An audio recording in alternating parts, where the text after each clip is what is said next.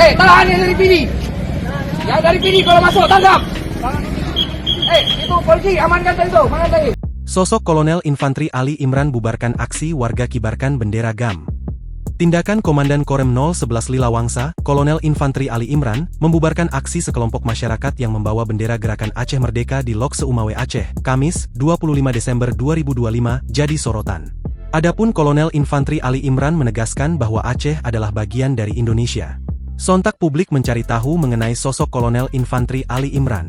Melansir tribunnews.com, Ali Imran merupakan perwira kelahiran Banda Aceh, 9 Juni 1978. Putra pasangan M. Yusuf Shah dan Rohani ini menempuh pendidikan umum di Banda Aceh, hingga meraih gelar S1 di Universitas Krisnadwipayana Jakarta tahun 2014. Ia merupakan lulusan Akademi Militer tahun 2000 dan mahir di kecabangan Infantri Kopassus. Karir militernya panjang di Korps Baret Merah, Bais TNI, Pas Pampres, hingga Pusat Intelijen Angkatan Darat.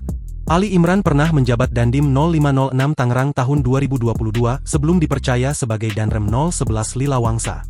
Selain itu, ia pernah bertugas di Satgas Bin Aceh tahun 2008, Densanda Papua tahun 2011, Satgas Bais Lauser tahun 2015 hingga 2017, dan Satgas Palapa Aceh tahun 2018.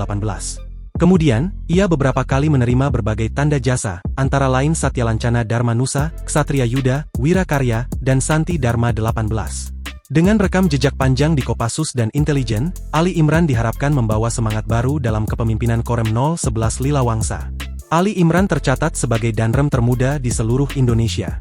Ia dipercaya memegang tongkat komando Korem 011 Lilawangsa menggantikan Kolonel Kaf Kapti Hertantiawan yang kini bertugas sebagai Wakil Direktur Kelembagaan di Secapa Angkatan Darat Bandung.